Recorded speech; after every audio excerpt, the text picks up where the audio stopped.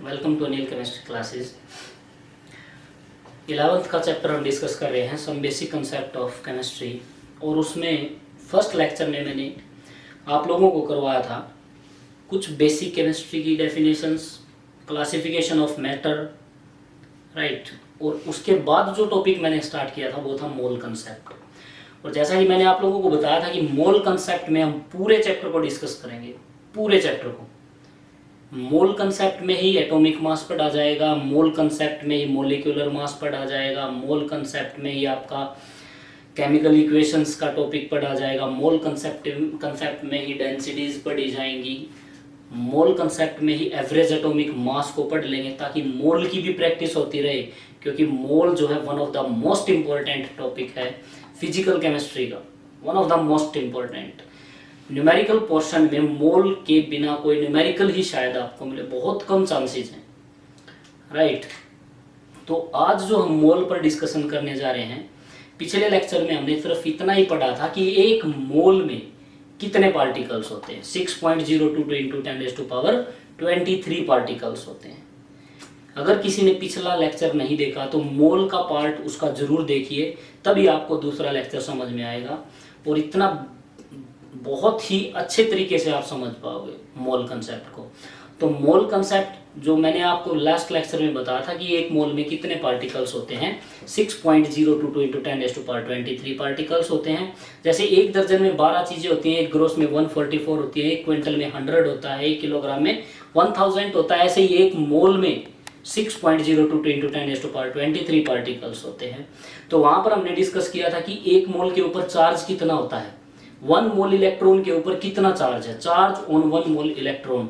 तो 1 मोल इलेक्ट्रॉन का चार्ज आप लोगों ने निकाला था, charge of 1 electron multiply by 1 mole electron. तो 1.6 into 10⁻⁻19 multiply by 6.022 into 10⁻23 electron से आपने मल्टीप्लाई किया तो उसका आंसर आया था 96,500 coulomb, which is near about 1 Faraday. उसके बाद मैंने एक न्यूमेरिकल में आपको बताया था कि एक मोल की कीमत क्या है, और वो किस तरह से बताई थी कि अगर मेरे पास 1 मोल रुपीज है और मैं 1 सेकंड में 10 लाख रुपए स्पेंड करता हूं, खर्च करता हूं, तो 1 मोल रुपीज खर्च करने में मेरे को कितने सालों लगेंगे, और अरब से भी ज्यादा उसकी वैल्यू आई थी।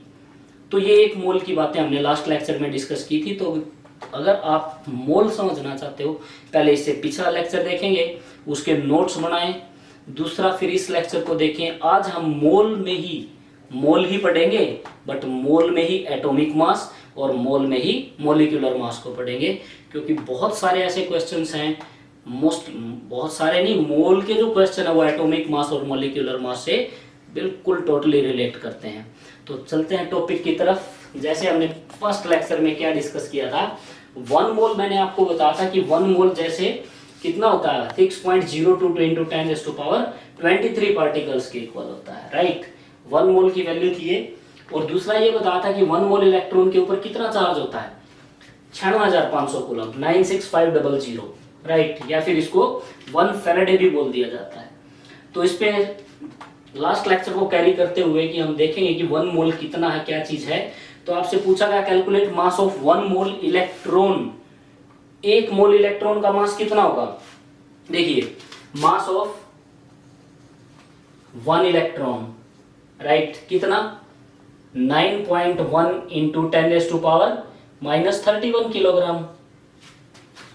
1 इलेक्ट्रॉन का मास, 1 मोल इलेक्ट्रॉन का मास कितना होगा, multiply by 1 mole, mass of 1 mole electron 9.1 into 10⁻⁻31 kilogram multiply by 6.022 into 10⁻⁻23 electron हो गए 1 मोल में।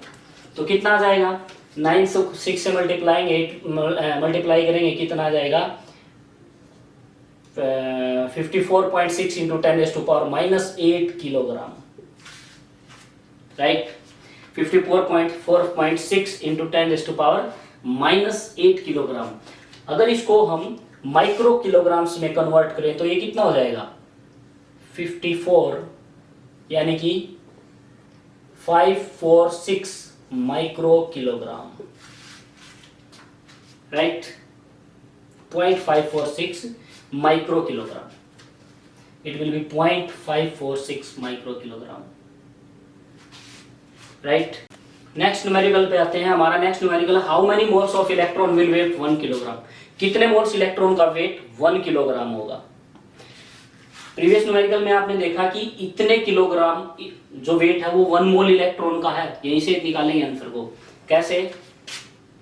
54.6 इंटू 10⁻⁻8 किलोग्राम कंटेन 1 मोल इलेक्ट्रॉन, राइट। तो 1 kilogram will contain how much? 54.6 into 10⁻⁻8. It will be 10⁻8 divided by 54.6. Right? It will be 1.83 into 10⁻6 mole. इतने mole electron का weight 1 kilogram होगा, इतने mole electron का। Next question पे आते हैं। How many moles of neutron will weight 200 gram, कितने moles neutron का वेट 200 ग्राम होगा, राइट। तो देखते हैं 1 मोल न्यूट्रॉन का वेट, 1 मोल न्यूट्रॉन वेट कितना होगा? 1.67 इंटू 10⁻⁻27 किलोग्राम एक न्यूट्रॉन का है, 1 न्यूट्रॉन का, राइट। एक न्यूट्रॉन का इतने किलोग्राम, माइनस में 27 है।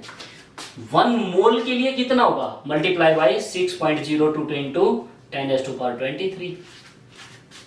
ये हो गया 1 मोल न्यूट्रॉन का वेट इन किलोग्राम।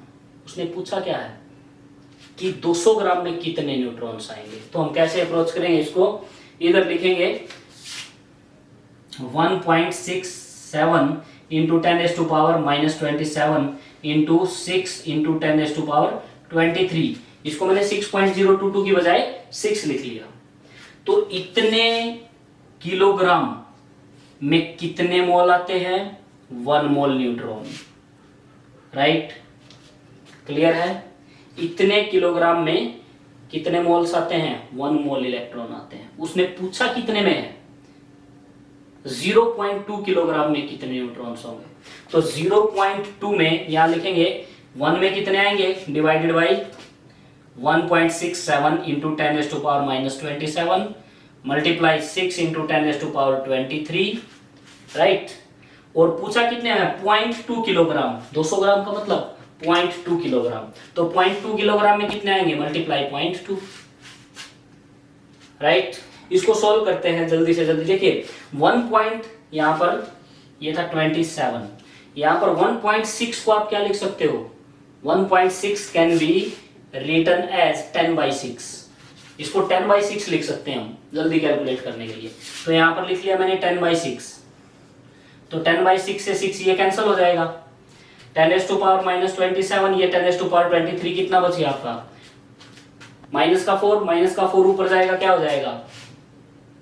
प्लस का।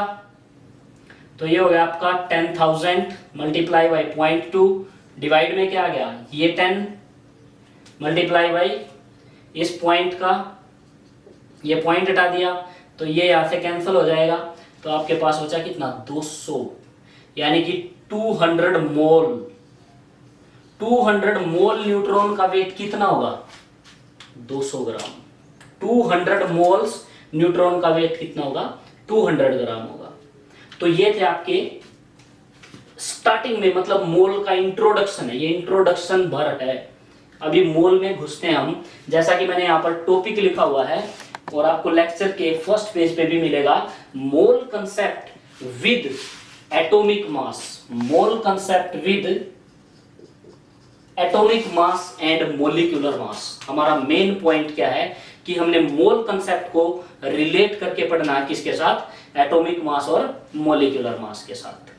तो हम एटॉमिक मास समझेंगे क्या है, उसके बाद कैसे मोल कंसेप्ट जो है किस में घुसता चला जाता है? एटॉमिक मास में घुसता चला जाता है, ठीक है ना। विद न्यूमेरिकल्स डिस्कस करेंगे। तो आइए एटॉमिक मास क्या है, देखिए थोड़ी सी हिस्ट्री पे नजर डालते हैं। एटॉमिक मास क्या बोला गया? मास ऑफ एटम, ऐसा मानते थे, मास ऑफ एटम। इसकी डेफिनेशन स्टार्टिंग में क्या दी गई थी? जैसे आप किसी भी चीज को तोलने के लिए एक साइड में क्या रख देते हैं? बाट, यानी कि वेट रखते हैं तोलने के लिए, और दूसरी चीज वो रखते हैं जिसको तोलना होता है। स्टार्टिंग में ऐसा ही कुछ किया गया। हाइड्रोजन गैस के एक एटम को, सिंगल एटम को एक साइड रखा गया और दूसरी तरफ उस एटम को रखा गया जिसका मास मेजर करना था, राइट। तो क्या बोला गया कि जिसका आप मास मेजर कर रहे हो वो हाइड्रोजन के एटम से जितने गुना ज्यादा भारी होगा वही उसका एटॉमिक मास होगा। समझ रहे हो?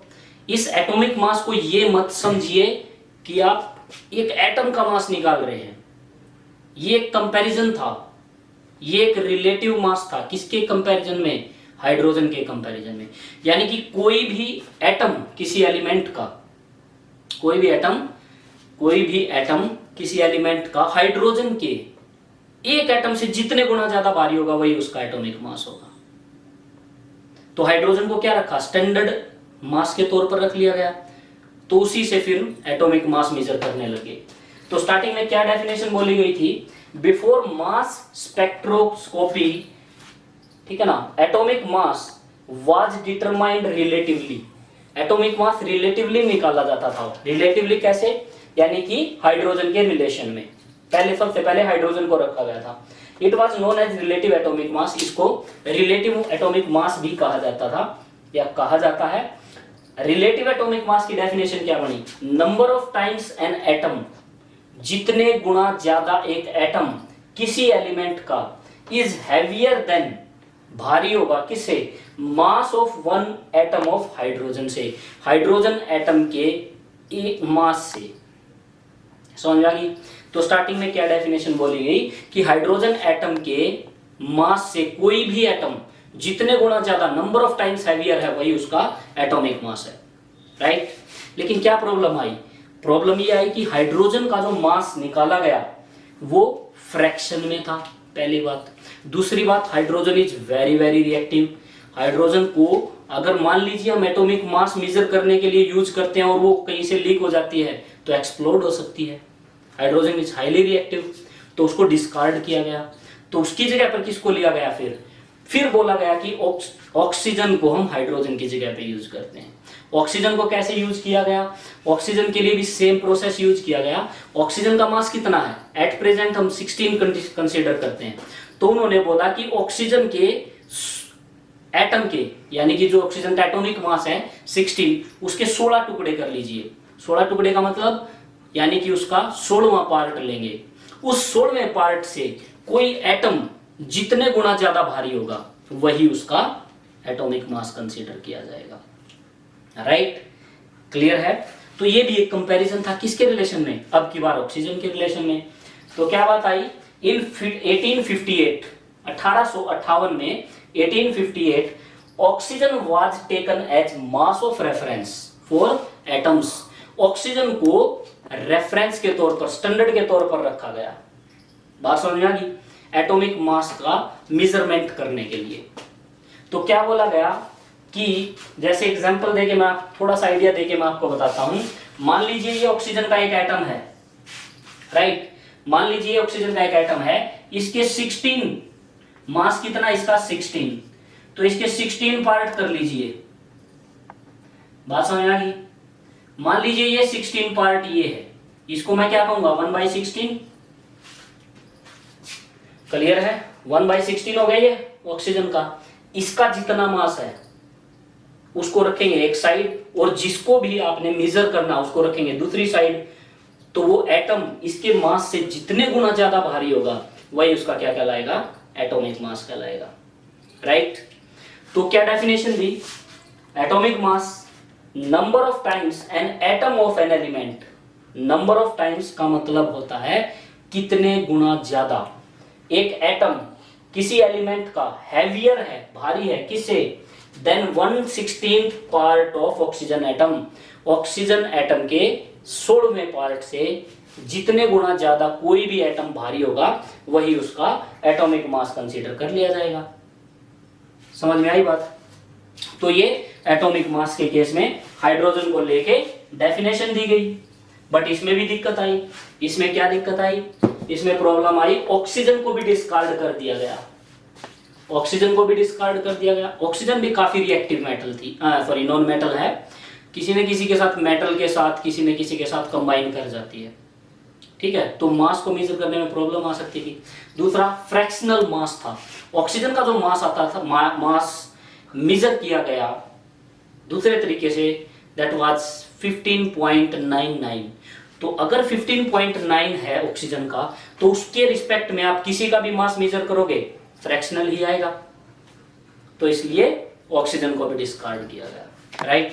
फिर क्या हुआ, by accepting oxygen as standard atomic mass, जब ऑक्सीजन को स्टैंडर्ड माना गया था तो उसको स्टैंडर्ड मान के हाइड्रोजन का मास आया था 1.008, सोडियम का भी फ्रैक्शनल आया 22.99, सल्फर का भी फ्रैक्शनल आया 32.066, राइट।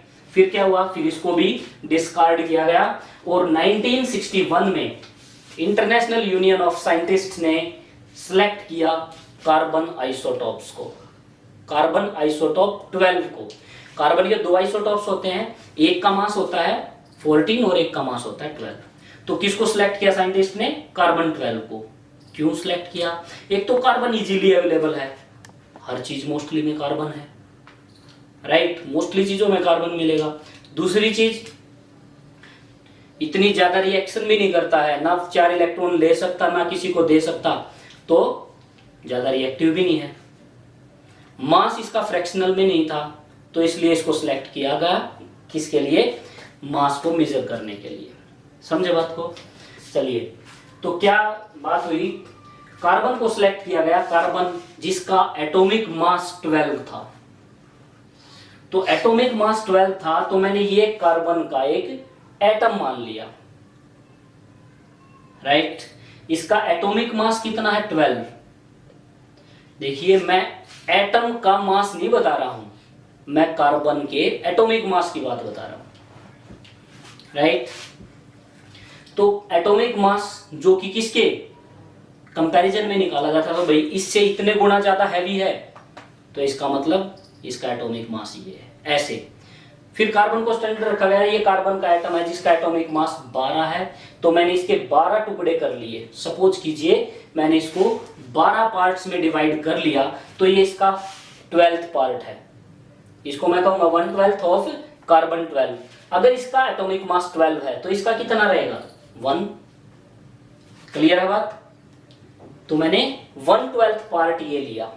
अब आगे साइंटिस्ट ने क्या बोला कि आगे अगर किसी का भी एटॉमिक मास मेजर करना है, सपोज कीजिए ये एक एलिमेंट है, इसका एटॉमिक मास मेजर करना है, तो मैं इसके रिस्पेक्ट में किसको रखूंगा, कार्बन के उस 1/12 पार्ट को रखूंगा। ये उससे जितने टाइम्स भारी होगा, ये एलिमेंट का एटम उससे जितने टाइम्स भारी होगा, वही इसका क्या हो जाएगा, एटॉमिक मास हो जाएगा। क्लियर है।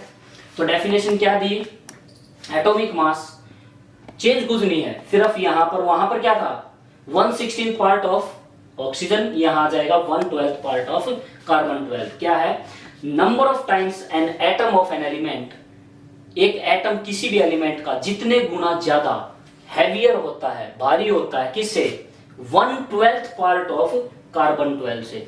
कार्बन 12 के, कार्बन 14 नहीं, कार्बन 12 के 12वें हिस्से से कोई भी एटम जितने गुना ज्यादा भारी होगा, वही उस एटम का क्या कहा जाएगा, एटॉमिक मास कहा जाएगा। आज तक भी यही डेफिनेशन चलती आ रही थी, राइट। अभी तक कार्बन के स्टैंडर्ड में मापा जा रहा है, ठीक है। तो कार्बन के 1/12 पार्ट से कोई भी एटम, अब 1/12 क्या होगा, आपका एक स्टैंडर्ड हो गया, यानी कि आगे किसी का भी एटॉमिक मास मेजर करना है, तो आप किसको रखोगे वन साइड, कार्बन के 1/12 पार्ट को।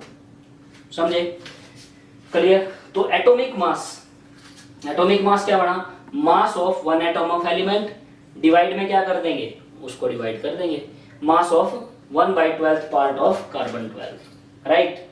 अब बात आते हैं, जैसे हर चीज की एक यूनिट हो जाती है, समझे आप लोग, जैसे हर चीज की यूनिट है, ग्राम भी एक यूनिट है, ml मिलीलीटर भी एक यूनिट है, एटॉमिक मास को भी मेजर करने के लिए एक यूनिट चाहिए थी, तो वो यूनिट क्या बन गई, वो बन गया ये टुकड़ा,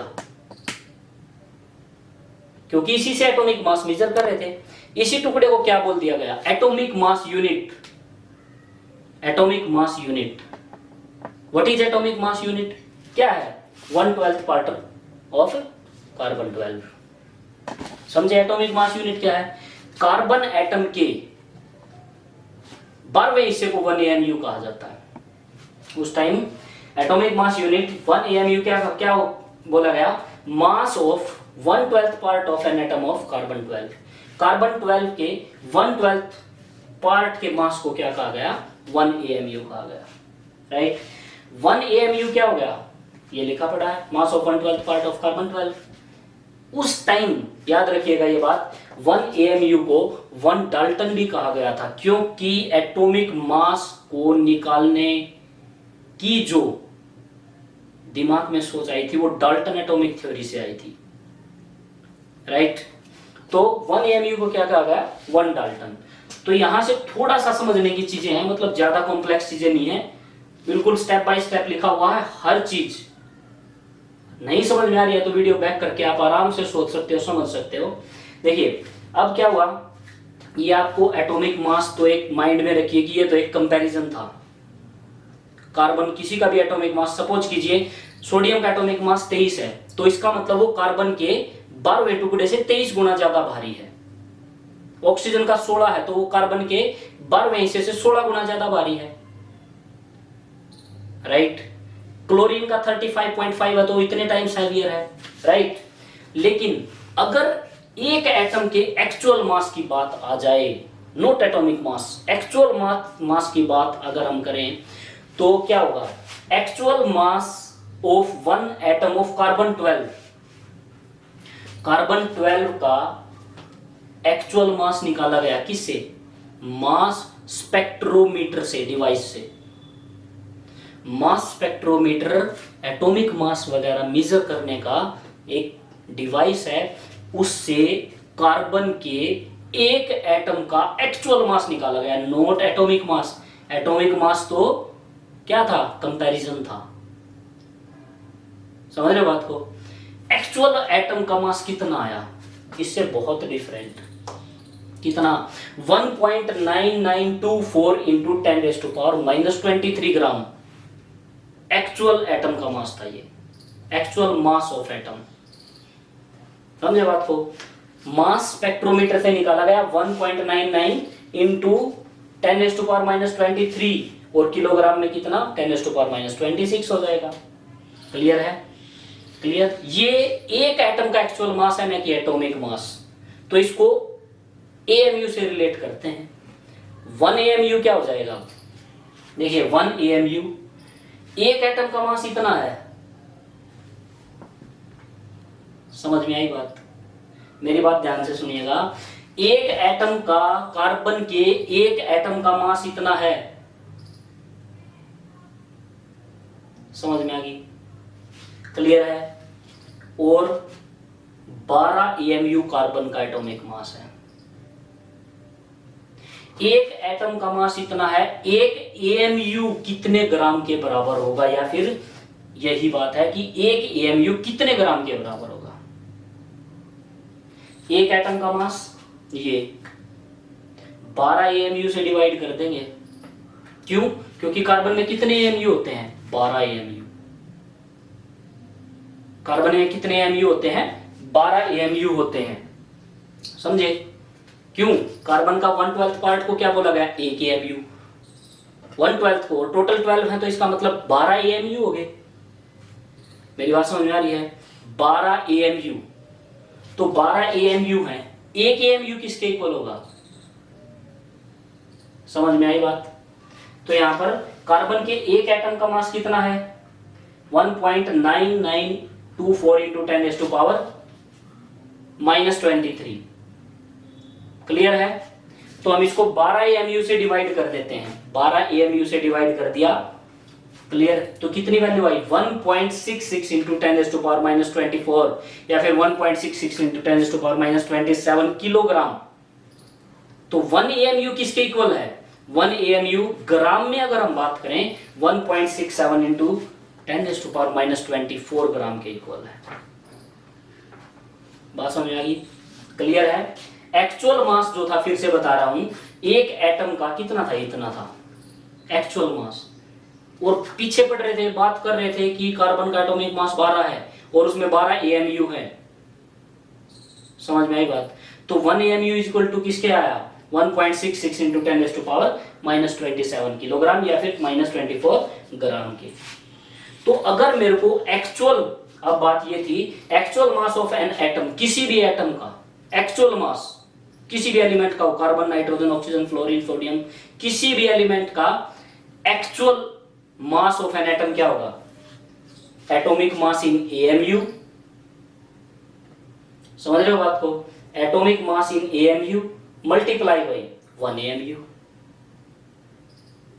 भाई 1 AMU में इतने ग्राम हैं। सपोज करो मैं ऑक्सीजन की बात कर रहा हूं, ऑक्सीजन का मास कितना, एटॉमिक मास 16 AMU, और 1 AMU किसके इक्वल है 1.66 इंटू 10⁻⁻24 ग्राम के।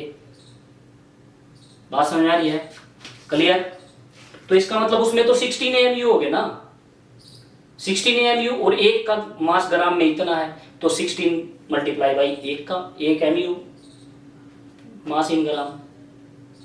समझ में आई? जैसे actual mass of hydrogen, hydrogen का एक्चुअल मास कितना है, मतलब अब हमें निकालना है हाइड्रोजन के एक एटम का एक्चुअल मास।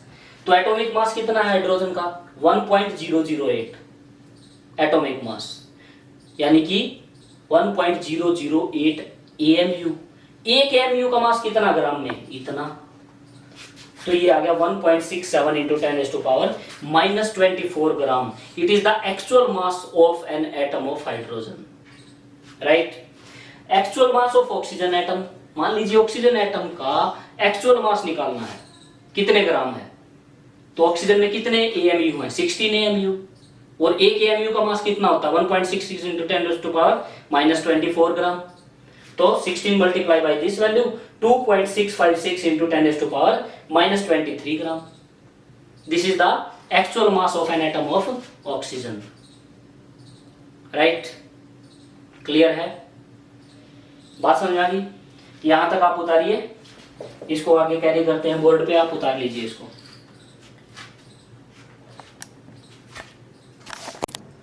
तो actual mass of an atom के बाद 1 AMU की बात चल रही थी। 1 AMU से पहले हमने बात किया था एटॉमिक मास या रिलेटिव एटॉमिक मास, ठीक है ना। तो रिलेटिव एटॉमिक मास को ये भी तो बोला जाता है कि it is mass of proton and neutron, ये भी कहा जाता है atomic mass is equal to mass of proton and neutron. तो हम ये भी बोल सकते हैं रिलेटिव एटॉमिक मास या atomic mass is equal to mass of nucleons भी बोल सकते हैं, राइट, मास ऑफ न्यूक्लियॉन्स। या फिर रिलेटिव एटॉमिक मास को हम ये भी बोल सकते हैं किसी का भी atomic mass divided bye 1 AMU, समझ रहे ना बात को, तो उसको atomic mass divided bye 1 AMU भी बोल सकते हैं, राइट। तो चलिए अब बात करते हैं नाउअडेज, आज के टाइम में उसके पीछे जैसे 12 AMU है कार्बन, तो उसके पीछे आजकल AMU नहीं लगाते हैं, खाली U लगा देते हैं, which is known as unified mass, जिसको क्या कहा जाता है, यूनिफाइड मास कहा जाता है, U खाली, ठीक है ना। तो 12U, किसी का जैसे कार्बन का 12 है तो 12U लग जाएगा पीछे। By mass spectrometer, mass spectrometer जिसके द्वारा हम मास मेजर करते हैं एटम्स का, ठीक है ना, किसी भी वेरी वेरी स्मॉल पार्टिकल के लिए या, ठीक है ना। मास spectrometer, it was found that mass of it was found that mass of 6.022 into 10⁻23 carbon 12 atom is 12 unit. देखिए यहां पर हम लिंक करेंगे एटॉमिक मास को और मोल से। मास स्पेक्ट्रोमीटर से पता चला कि 6.022 into 10⁻23 एटम्स का मास 12 यूनिट है। कितने एटम्स का 6.022 into 10⁻23 कार्बन के एटम्स का मास 12 यूनिट है, और 6.022 into 10⁻23 एटम्स यानी कि 1 मोल एटम। तो 1 मोल कार्बन के एटम का मास कितना मिला 12 यूनिट या 12 ग्राम कह लीजिए, 12 U मिला, 12 U। It means 1 mole carbon atom is equal to 12 unit. इसका मतलब उसमें कितने एटम हैं 6.022 into 10⁻23। ये बात सामने आ गई कि भाई 6.022 into 10⁻23 एटम्स का मास कितना है 12 यूनिट है। समझे बात को, क्लियर, यानी कि 1 mole is equal to atomic mass of carbon हो गया। ये तो एक रिलेशन बन गया, नई बात सामने आई, ठीक है ना। तो इसका प्रूफ कैसे है कि भाई एक्चुअल में इतने पार्टिकल का मास 12 यूनिट है। कैसे? हमें पता है mass of A carbon atom, mass spectrometer से कार्बन के एक एटम का मास निकाला गया। कार्बन के एक एटम का मास कितना आपको बताया था, 1.992 इंटू 10⁻⁻23 ग्राम। अभी जस्ट बताया था आपको, कार्बन के एक एटम का एक्चुअल मास इतना है। समझ में आई? 12 ग्राम में देख लेंगे कितने, ठीक है ना। कार्बन के एक एटम का एक्चुअल मास इतना है, तो 12 ग्राम में कितने एटम्स होंगे? इतने ग्राम से बनता है कार्बन का एक एटम एक्चुअल, ठीक है ना। क्लियर है? 12 ग्राम से कितने बनेंगे भाई? तो हमने निकाल दिया number of atoms in carbon 12 in 12 unit. कितना? 12 divided by 12 divided by 1.9924 into 10⁻⁻23। तो क्या देखते हैं कितने एटम्स आए? 6.022 इंटू 10⁻23। यानी कि ये भी प्रूव हो गया कि 12 ग्राम में ही 12 यूनिट, या कह लीजिए 12 यूनिट मास बोल दीजिए या 12 ग्राम बोल दीजिए, तो उसमें कितने एटम्स बने? 6.022 इंटू 10⁻23। नीचे बाई मोल लिखा हुआ, इसका मतलब पर मोल, मैंने बोल दिया क्योंकि ये वो मोल की ही क्वांटिटी है। ये बात प्रूव होगी कि एक मोल, ठीक है ना, के इक्वल एटम्स हैं किसमें? 12 ग्राम या 12 यूनिट में कार्बन के। समझ में आई बात? यानी कि एटॉमिक का, कार्बन का एटॉमिक मास कितना? 12। तो उस 12 में कितने एटम मिले? 1 mole, right. So 1 mole carbon atom is equal to 6.022 into 10⁻23 carbon atom के इक्वल हो गया। 1 मोल इसी के इक्वल होता है कितने यूनिट मास? 12, क्योंकि कार्बन का एटॉमिक मास 12 है। समझे बात को? तो एटॉमिक मास क्या है फिर? नई डेफिनेशन बोले तो what is atomic mass? Atomic mass क्या है? Mass of 1 mole atom, mass of 1 mole atom.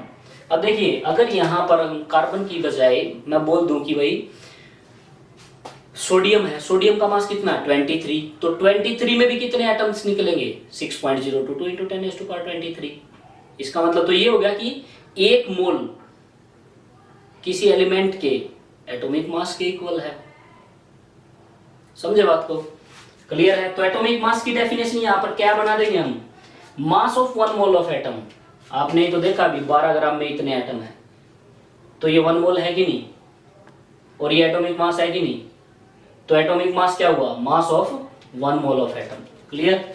जब भी आप एटॉमिक मास के पीछे ग्राम लगा दोगे तो ग्राम बन जाएगा। जैसे मैं भी अभी बार बार रिपीट कर रहा था, 12 ग्राम, कभी 12 यूनिट।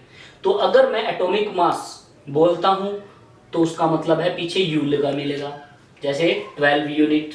और अगर मैं बोलता हूं ग्राम एटॉमिक मास, उस यू की जगह पर आप ग्राम लगा दीजिए, ग्राम एटॉमिक मास हो जाएगा। तो कार्बन का एटॉमिक मास कितना है? 12 यूनिट। ग्राम एटॉमिक मास कितना है? 12 ग्राम। सोडियम का एटॉमिक मास कितना है? 23 यूनिट। ग्राम एटॉमिक मास कितना है? 23 ग्राम। समझे बात को? तो ग्राम एटॉमिक मास क्या होता है? एटॉमिक मास एक्सप्रेस्ड इन ग्राम। जैसे कार्बन का atomic mass 12 unit, gram atomic mass 12 ग्राम, राइट। चलिए, तो अब बात करते हैं कि 1 मोल की एक और डेफिनेशन। इतना तो आपको पता ही है कि 1 mole is equal to 6.022 into 10⁻23 entities. Clear? तो it is the amount of substance that contain as many as particle in 12 gram of carbon 12। 1 mole क्या है? 1 mole it is the amount of substance that contain, 1 mole वो मात्रा है substance की जिसमें कितने particle होते हैं? कितने? जितने 12 ग्राम में होते हैं। समझे बात को? और 12 ग्राम में कितने होते हैं? 12 ग्राम में 6.022 इंटू 10⁻23 पार्टिकल्स होते हैं, that is equal to 1 mole. Clear है? वो किसके इक्वल है? 1 मोल के इक्वल है।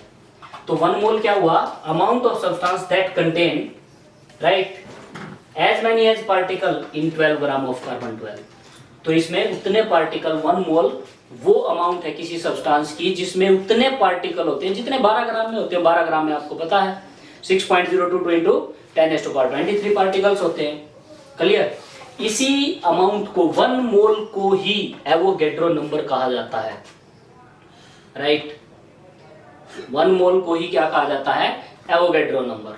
It is also known as Avogadro number. It is denoted by Na, Na से इसको डिनोट किया जाएगा। क्लियर। अब याद रखिए कि 1 मोल जो है किसके इक्वल, हमने क्या सीखा है, 1 मोल आपका किसके इक्वल है, एटॉमिक मास के, किसी के भी। किसके इक्वल है, ग्राम एटॉमिक मास के। किसके इक्वल है, 6.022 इंटू 10⁻23 पार्टिकल्स के। किसके इक्वल है, एवोगैड्रो नंबर के। क्या समझे। दूसरा, जैसे 1 मोल कार्बन एटम 12 यूनिट के इक्वल होगा, 12 ग्राम के इक्वल होगा। उसमें कितने एटम होंगे, 6.022 इंटू 10⁻23 कार्बन के एटम होंगे, किसके इक्वल होगा, एवोगैड्रो नंबर के। अगर मैं 1 मोल सोडियम एटम की बात करूं, किसके इक्वल होगा, उसके atomic mass 23 unit, gram atomic mass 23 ग्राम, कितने पार्टिकल्स, 6.022 इंटू 10⁻23 सोडियम पार्टिकल्स, और किसके इक्वल होगा, एवोगैड्रो नंबर के। अगर मैं यही बात ऑक्सीजन पर अप्लाई करता हूं तो 1 मोल ऑक्सीजन एटम किसके इक्वल होगा, उसके एटॉमिक मास 16 यूनिट के, उसके ग्राम एटॉमिक मास 16 ग्राम के, ठीक है ना। कितने पार्टिकल्स होंगे, 6.022 इंटू 10⁻23 पार्टिकल्स, और किसके इक्वल होगा, एवोगैड्रो नंबर के, राइट। क्लियर। चलिए अब नेक्स्ट पॉइंट पे आते हैं। नेक्स्ट जो पॉइंट हमारा, 1 मोल ऑफ एटम को, 1 मोल ऑफ एटम को क्या कहा जाता है, 1 ग्राम एटम भी कहा जाता है। 1 मोल ऑफ एटम को 1 ग्राम एटम भी कहा जाता है, याद रखिएगा। 1 mole atom is equal to 1 gram atom, n mole atom is equal to n gram atom. समझ रहे हो बात को। 1 मोल ऑफ एटम को 1 ग्राम एटम भी कहा जाता है, समझ में आई बात। 1 मोल ऑफ आयन को 1 ग्राम आयन भी बोल सकते हैं, समझ रहे बात को। 1 मोल ऑफ मॉलिक्यूल को 1 ग्राम मॉलिक्यूल भी बोल सकते हैं। 1 मोल ऑफ इलेक्ट्रॉन को 1 ग्राम इलेक्ट्रॉन भी बोला जा सकता है, 1 ग्राम ऑफ इलेक्ट्रॉन। तो 1 gram of atom is equal to 1 mole of atom is equal to 1 gram of atom, समझ में आ गई बात। और 1 mole of ion is equal to 1 gram ion, right. ये आगे न्यूमेरिकल्स में यूज होगा। कैसे, मान लीजिए आपको नंबर ऑफ ग्राम एटम निकालने हैं, किसी के भी नंबर ऑफ ग्राम एटम। पहला फॉर्मूला अभी तक, नंबर ऑफ ग्राम एटम्स निकालने हैं तो आप क्या करोगे, गिवन मास अपॉन में gram atomic mass, given mass upon में ग्राम एटॉमिक मास। आगे चल के इसी का एक फॉर्मूला, यही, इसी का नहीं, यही, वहां पर आप लिखोगे नंबर ऑफ मोल्स निकालिए, तो वहां लिखा होगा गिवन मास अपॉन में एटॉमिक मास। फर्क क्या है, यहां ग्राम एटम निकालने हैं, अभी बोला 1 gram atom is equal to 1 mole, वहां आप मोल लिखोगे तो गिवन मास अपॉन में एटॉमिक मास लिखोगे। 1 ग्राम एटम लिखोगे, देखो ग्राम एटम लिखते हैं तो हम लिखेंगे given mass upon gram atomic mass, right. और मोल के लिए भी यही फॉर्मूला है, गिवन मास अपॉन में ग्राम एटॉमिक मास की बजाय एटॉमिक मास लिखा जाएगा, समझ में आ गई। तो वही बात आ गई कि 1 मोल को आप नंबर ऑफ ग्राम एटम भी बोल सकते हो या 1 ग्राम एटम भी बोल सकते हो। तो नंबर ऑफ ग्राम एटम्स निकालने का फॉर्मूला क्या बनेगा, given mass upon gram atomic mass. Clear, given mass upon gram atomic mass, right. अब अगर मान लीजिए आपको नंबर ऑफ एटम्स निकालने हैं, नंबर ऑफ एटम्स निकालने हैं, नंबर ऑफ ग्राम एटम से नंबर ऑफ एटम्स निकालने हैं। 1 ग्राम एटम में कितने एटम्स होते हैं, 1 मोल। 1 मोल में कितने होते हैं, 6.022 इंटू 10⁻23। तो मैं अगर टोटल नंबर ऑफ एटम्स निकालूं तो नंबर ऑफ ग्राम एटम्स को एवोगैड्रो नंबर यानी कि 1 मोल से मल्टीप्लाई कर दूंगा, एटम्स आ जाएंगे। नहीं समझे, न्यूमेरिकल देखिए, न्यूमेरिकल से ठीक समझ में आएगा, बिल्कुल एग्जैक्ट। देखिए, कैलकुलेट नंबर ऑफ एटम्स, आपने एटम्स निकालने हैं and number of gram atoms in 120 gram of magnesium. 120 gram magnesium से आपने 2 चीजें निकालनी है, number of atoms, number of gram atoms. देखिए पहले निकालते हैं नंबर ऑफ ग्राम एटम्स। तो नंबर ऑफ ग्राम एटम, थोड़ा सा फोकस कर, focus. Number of gram atom is equal to, कैसे निकालेंगे, 120 given mass divided bye gram atomic mass. Magnesium का ग्राम एटॉमिक मास कितना होगा, 24 ग्राम। तो इसके नंबर ऑफ ग्राम एटम्स कितने आ गए, 5। नंबर ऑफ ग्राम एटम कितने आ गए, 5, राइट। तो नंबर ऑफ ग्राम एटम अगर 5 है तो नंबर ऑफ एटम्स कितने होंगे, आपको पता है 1 ग्राम एटम में कितने होते हैं, Na 1 मोल। इतने ग्राम एटम में कितने होंगे, मल्टीप्लाई बाई Na। तो कैसे कर देंगे हम, multiply 5 multiply by Na, right, ठीक है ना। यानी कि नियर अबाउट 3 इंटू 10⁻24 एटम्स हो जाएंगे, near about, approx, right, it is approx. चलिए उसके बाद है calculate number of atoms. Approx सही है, कहीं आप इसको एग्जैक्ट मानो, अप्रोक्स। चलिए calculate number of atoms and number of gram atoms in the following. इनमें आपने नंबर ऑफ एटम्स भी निकालने हैं और नंबर ऑफ ग्राम एटम्स भी निकालने हैं। तो सबसे पहले दिया हुआ आपको 1 मिलीग्राम हाइड्रोजन। तो 1 मिलीग्राम का पहले क्या बना लेते हैं, ग्राम। तो 1 मिलीग्राम का ग्राम कितना हो गया, 10⁻³ gram, right. It is equal to 10⁻³ gram. Given mass upon hydrogen का ग्राम एटॉमिक मास कितना होता है, 1। तो इसके कितने नंबर ऑफ ग्राम एटम बन गए, 10⁻³ these are the number of gram atom. Number of gram atom, right. Number of atoms कितने बनेंगे, नंबर ऑफ एटम्स, तो क्या फॉर्मूला था, number of gram atom multiply by Na, निकल गए। चलिए नेक्स्ट क्वेश्चन पे आते हैं।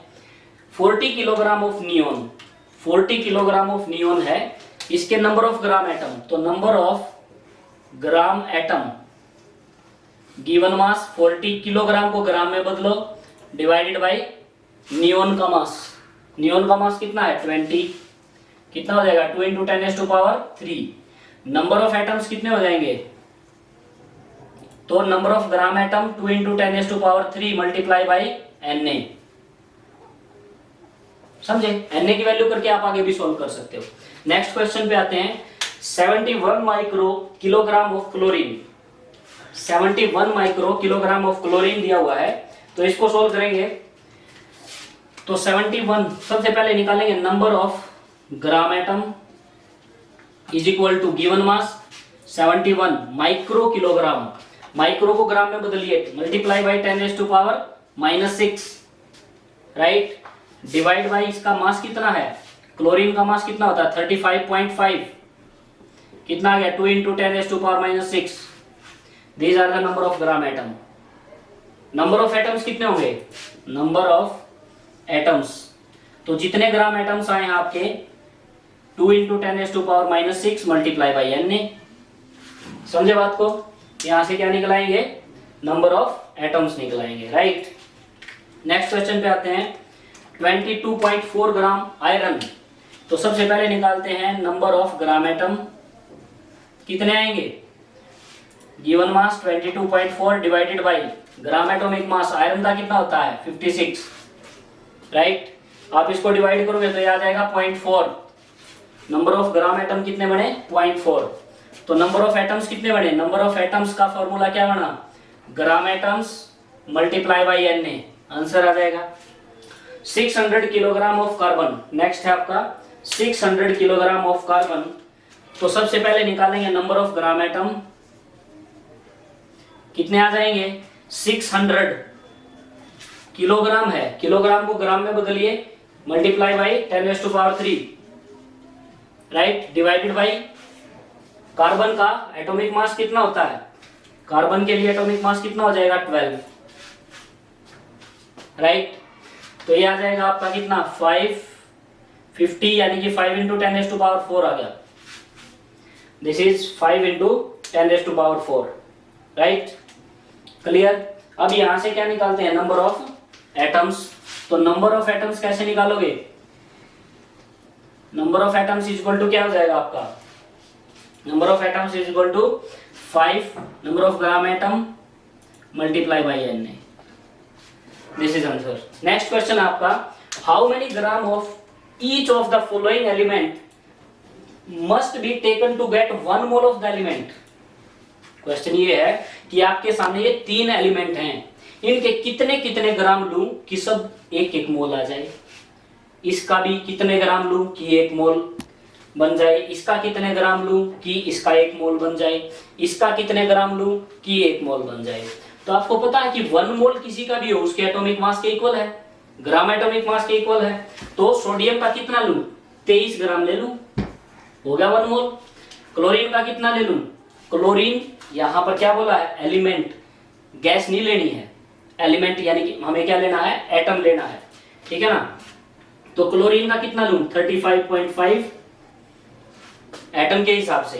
कॉपर का कितना लूं, कॉपर का कितना होता है 63 ग्राम.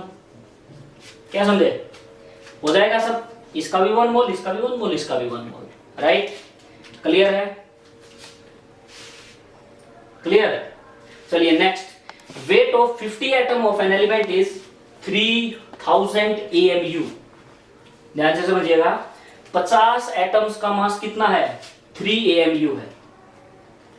Right, calculate the atoms in 240 gram of element. 240 ग्राम में कितने एटम्स आएंगे. देखिए, weight of 50 atoms, weight of an atom कितना हो गया, 3000 डिवाइडेड बाई 50 यानी कि 60 AMU. एक एटम का कितना मास आ गया, 60 AMU, यही एटॉमिक मास हो गया. एक एटम का कितना आया, 60 AMU, ये इसका एटॉमिक मास हो गया. और वो पूछ रहा है calculate the number of atoms. तो हम क्या करेंगे, देखिए 60 AMU में कितने एटम्स हैं, Na. 60 AMU contain number of atoms Na, Avogadro number यानी कि 1 मोल. 1 ग्राम कंटेन कितना, 60. राइट, 240 ग्राम कंटेन कितना, मल्टीप्लाई बाई 240, ठीक है ना. तो कितना आ जाएगा, 4 Na आंसर. समझे, क्लियर है. आप इसको उतारिए, आगे कैरी करते हैं इसी टॉपिक को. राइट,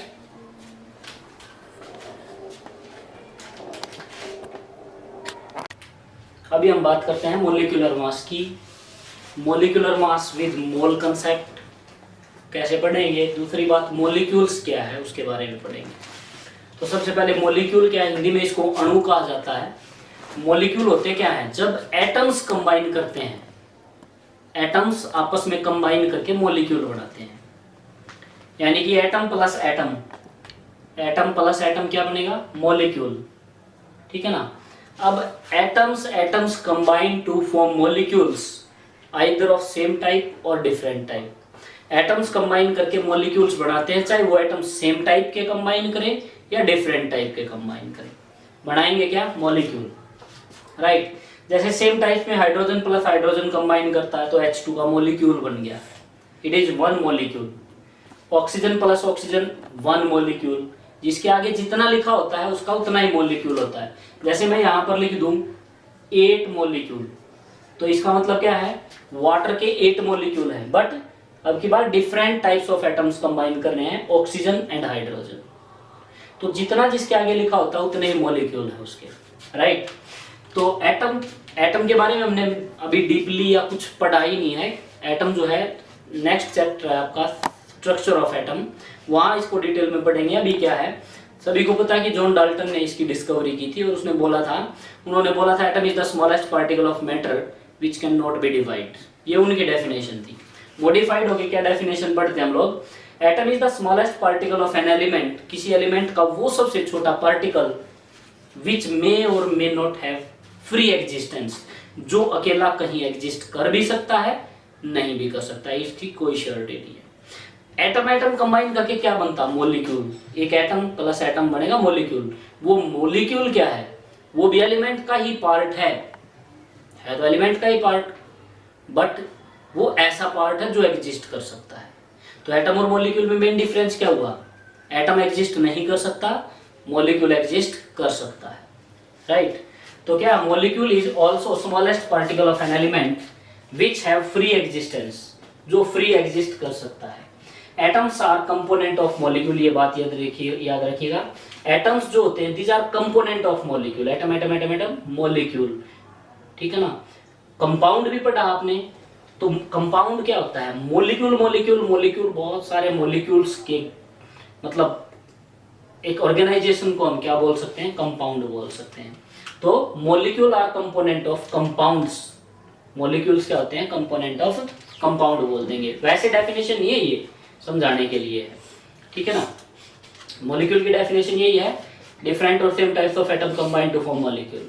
अब आज ये एटॉमिसिटी क्या होती है, ठीक है ना। Total number of atoms present in one molecule of substance, किसी भी सब्सटेंस के एक मॉलिक्यूल में जितने एटम्स प्रेजेंट है वही एटॉमिसिटी है। फॉर एग्जांपल CO2 में देखिए, एक कार्बन 2 ऑक्सीजन, तो एटॉमिसिटी कितनी होगी? 3। C6H12O6 ग्लूकोज में कितनी एटॉमिसिटी होगी? 6 कार्बन 6 ऑक्सीजन और 12 हाइड्रोजन, एटॉमिसिटी कितनी होगी? 24, राइट।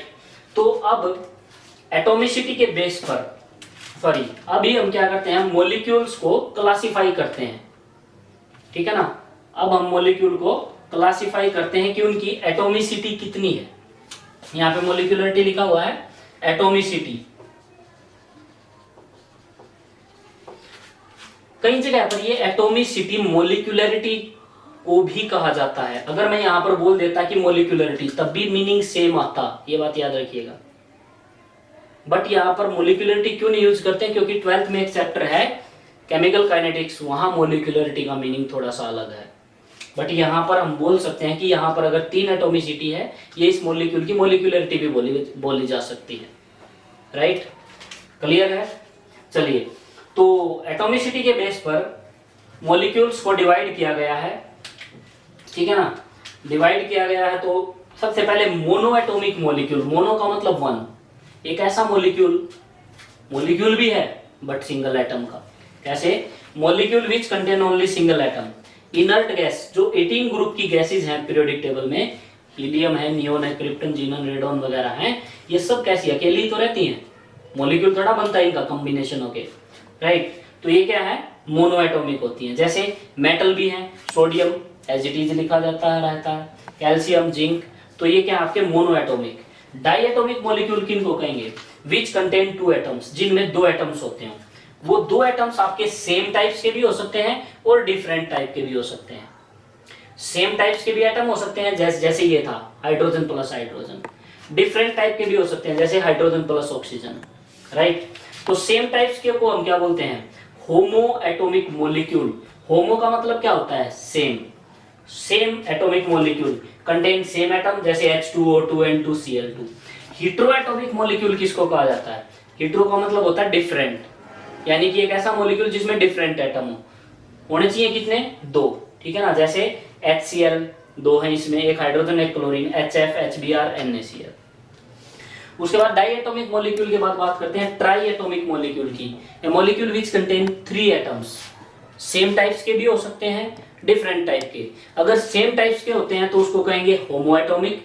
होमो एटॉमिक का एग्जांपल क्या होगा? ओजोन। ओजोन में O3, तीनों एक ही टाइप की ऑक्सीजन है, ठीक है ना। हेटेरो एटॉमिक मॉलिक्यूल क्या हो गया?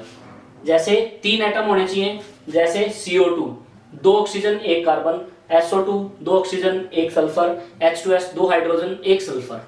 तो it is tri atomic molecule but hetero atomic है, राइट। उसके बाद आ जाइए आप टेट्रा एटॉमिक मॉलिक्यूल, जिसमें 4 एटम्स हो। टेट्रा का मतलब 4, अगर 4 सेम टाइप्स के हैं तो होमो एटॉमिक टेट्रा एटॉमिक मॉलिक्यूल हो गया। समझ में आई बात? 4 एक जैसे हो जाएंगे किसमें? P4 में, फास्फोरस में, राइट। और इसी का हेटेरोएटॉमिक मॉलिक्यूल का एग्जांपल क्या होगा? SO3 एक S है 3 ऑक्सीजन है, NH3 अमोनिया एक N है 3 हाइड्रोजन है, राइट। उसके बाद बात करते हैं पॉलीएटॉमिक मॉलिक्यूल की। पॉलीएटॉमिक मॉलिक्यूल क्या हो जाएंगे? एक ऐसा मॉलिक्यूल जिसमें 2 से ज्यादा एटम्स हो, राइट। 2 से ज्यादा 3 4 5 सभी को बोला जा सकता है इसका मतलब। तो क्या है? जैसे एग्जांपल S8, S8 क्या है? सल्फर 8, इसमें 8 एटम्स हैं, राइट। क्लियर है? चलिए उसके बाद बात करते हैं क्वेश्चन टाइप है यहाँ पे, कैलकुलेट है तो एटॉमिसिटी ऑफ द फॉलोइंग। इसकी एटॉमिसिटी बतानी है आपने। C12H22O11 कितनी एटॉमिसिटी होगी? 12 प्लस 22 कितने हो गए? 34 प्लस 11 टोटल कितने हो गए? 45 आंसर है इसका, राइट। मोहर साल्ट, फॉर्मूला भी याद रखिएगा, FeSO4 aluminium sulphate 6H2O, right. इसकी एटॉमिसिटी कितनी हो जाएगी, ये हो जाएंगे आपके 4 5 6 और 2 8 और 12 ऑक्सीजन ये होगी 20 और 3 ये हो गया आपके सल्फर 23 हो गए, 23 और 12 हाइड्रोजन कितने हो गए, ठीक है 35, ठीक है, और 6 ऑक्सीजन कितनी होगी 41, तो टोटल कितनी होगी इसकी एटॉमिसिटी 41। KMnO4 में कितने हो गए 6, राइट। पोटाश एलम फिटकरी, इसमें कितना हो जाता है पोटाश एलम में K2SO4 जो आपका 2 हो गया, यहाँ पर सल्फर 1 4 ऑक्सीजन 4 और 2 6 और 1 7, 2 9 और 12 21 और 3 24 और 48, 24 और 48 कितना हो गया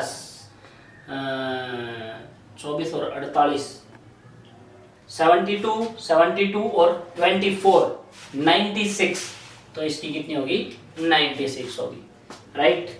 तो यहां तक आपने मॉलिक्यूल के क्या पढ़ा है, मॉलिक्यूल क्या होता है, कितने टाइप्स का होता है, राइट।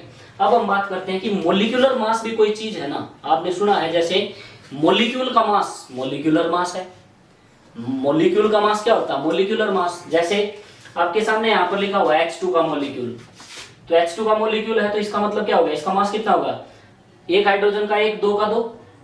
ऑक्सीजन का मॉलिक्यूलर मास कितना होगा, एक ऑक्सीजन का कितना है एटॉमिक मास 16 + 16 कितना होगा, बात समझ आ गई 32। O3 का कितना हो जाएगा, एक ऑक्सीजन का 16 है, 3 का कितना हो जाएगा तो 48। ओजोन का मॉलिक्यूलर मास कितना होगा 48। कार्बन डाइऑक्साइड का, कार्बन का 12 ऑक्सीजन का 32 कितना होगा 44 कार्बन डाइऑक्साइड का मॉलिक्यूलर मास। S8 का, एक सल्फर का 32, 8 सल्फर का कितना हो जाएगा 256। P4 का, एक फास्फोरस का कितना है 31, 4 फास्फोरस का कितना हो जाएगा 124। तो ये क्या है मॉलिक्यूलर मास। मॉलिक्यूलर मास क्या है, ये डेफिनेशन है।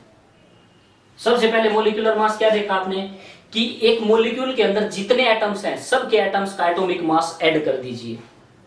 एक मॉलिक्यूल के अंदर जितने एटम्स हैं सब का एटॉमिक मास का सम कर दीजिए, मॉलिक्यूलर मास हो जाएगा। एक बात ये, एक डेफिनेशन ये, it is the sum of atomic mass of atom present in a molecule. दूसरा क्या है, number of times a molecule is heavier than. देखिए एटॉमिक मास क्या था कि कोई एटम कार्बन 12 से कितने गुना ज्यादा भारी है। एटॉमिक मास, एटम एटम मिलके क्या बना मॉलिक्यूलर मास। तो अब मॉलिक्यूलर मास मेजर करना है तो वो भी किसके रिस्पेक्ट में मेजर करके देखें, फिर से 1/12 पार्ट ऑफ कार्बन के, यानी कि कोई भी मॉलिक्यूल कार्बन के 1/12 पार्ट से जितने गुना ज्यादा भारी होगा वही उस मॉलिक्यूल का मास हो जाएगा, राइट। तो number of times a molecule is heavier then 1/12 part of carbon 12। Carbon 12 के 12वें हिस्से से कोई मॉलिक्यूल जितने गुना ज्यादा भारी होगा वही उसका मॉलिक्यूलर मास होगा। ये भी डेफिनेशन इसी की है, ये भी डेफिनेशन इसी की। या फिर मोल से इसको रिलेट करते हैं, मेन पॉइंट, मॉलिक्यूलर मास, एक मोल मॉलिक्यूल का जो मॉलिक्यूलर मास होगा वही मॉलिक्यूलर मास कहलाएगा। It is mass of 1 mole molecule. एक मोल मॉलिक्यूल का मोलर मास, एक मोल मॉलिक्यूल का मास क्या कहलाता है, मॉलिक्यूलर मास कहलाता है। समझ रहे हो बात को, 1 मोल मॉलिक्यूल का मास क्या होगा, मॉलिक्यूलर मास होगा। या फिर कितने मॉलिक्यूल का मास, एक मोल में कितने मॉलिक्यूल हो, एक मोल मॉलिक्यूल लो, अब एटम नहीं, अब बात कर रहे हैं 1 मोल मॉलिक्यूल। तो एक मोल मॉलिक्यूल में कितने मॉलिक्यूल्स होंगे, 6.022 × 10⁻23 मॉलिक्यूल्स, राइट। तो इतने मॉलिक्यूल्स होंगे। अगर इतने मॉलिक्यूल्स हैं तो उनका जो मास बनेगा, एक मोल मॉलिक्यूल्स का जो मास बनेगा that is molecular mass. Clear है, वो क्या होगा, मॉलिक्यूलर मास होगा। बात समझ आ गई। वहां पर क्या क्या पढ़ा था आपने, mass of 1 mole of atom atomic mass, mass of 1 mole of molecule molecular mass. Clear है। जैसे यहां पर हम बात करें कार्बन डाइऑक्साइड का, अच्छा ग्राम मॉलिक्यूलर मास क्या होता है, मॉलिक्यूलर मास के पीछे ग्राम लगा दीजिए, ग्राम मॉलिक्यूलर मास बन जाएगा। मोलिकुलर मास के पीछे ग्राम लगा दीजिए, मोलिकुलर मास बन जाएगा। तो मोलिकुलर मास कार्बन डाइऑक्साइड का कितना 44, ग्राम मोलिकुलर मास कितना 44 ग्राम। राइट, क्लियर है। एक इक्वेशन से मतलब एक और रिप्रेजेंटेशन देके मैं आपको बताता हूं कि ये मोलिकुलर मास किस किस से कैसे कैसे रिलेट करता है। आप इसको उतारिए।